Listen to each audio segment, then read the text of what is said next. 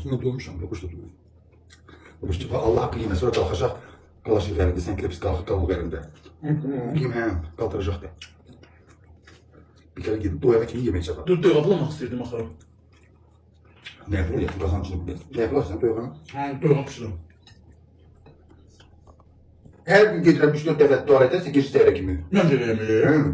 Sən də deyirəm. Ben de. Gecə saat 5-də, 6-da, səhər saat 9-da doyanı tadı gedirəm. Bir sen ne derdi? Özümü saklayabilirim. Ben de. Orada giderken yazsınız da vereyim. Boşaltıram.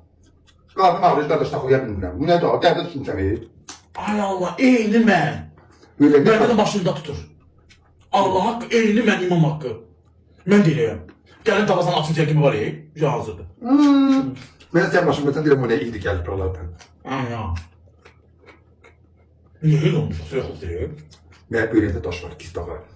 Böreğimde genç Mən dedim deşik tutursuzmuş. Ben de genç tuttum. Ödümde problem var. Prostatımda şey var. Çöküntü var. Bir de medatı vezin değişiyor. Gece yemek yemekten de, gece yemek yemekten. Allah Allah haqqı, deyəs dedi. Abi deden davranıyor. Əməli dost xəstəymiş ye. Hekimin oğlunda ne demek getirmem ben. Bir şeyle taş, bir el gelen gülen üzülür. Necə də yemək kimi qaçasan, bir 2 dəqiqə keçirmək lazım. Görürsen nasıl oldu ne kadar giren buraya. Mən də deyirəm ki, mənim niyə kanalizasiyam tutulubdur? Sən də mənim məxtim tutubdur, ayıb olsunsa. O gün 80 manat vermişəm, bilməm manat vermişəm. Gəldi yekə, tamam. Hayır, oranın seni tutmur ha. Ağır. Yox, sən unitazın içində doldurursan, qarnın ağrıyor tez-tez. Mən də deyirəm, niyə tutulubdur? Allah haqqı o gün 80 manat verdim, qonaq. Gəldi yekə naporla suyu vurdu ya. Aşağı. Allah haqqı.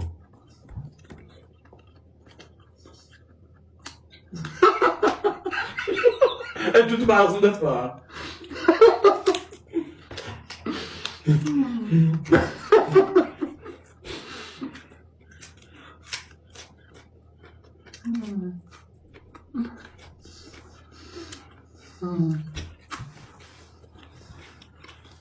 Bilem arayma, bilem.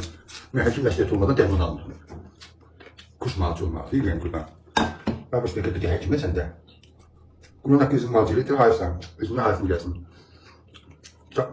Dediğinde cavansan. Adam özüne bakmayın da yaşlaştı, ağır fesatlar olur. İnciden özüne fikir verin.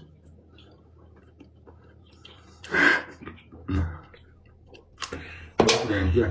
Babaş neyim de böyle. Babaşın halası yanına etki akalar.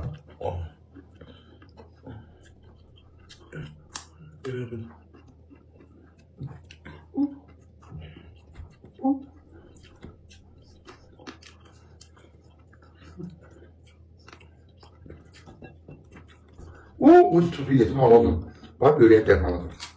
Ama üstünde tuz sevdi. Tuzsuz ye. Kış ne gibi? Ne yedi yazsa da 2 tane bu duydu. Ne yedik? Sen o yedi birinde ben. Ne yedim tutalım diye var. Ya ben bunu yedim istedim ben. Gözümüzün kapandı. Biz onu yedi kullandım buna. Ne yedik? Özmen de tabii geliyor peki de. Ha.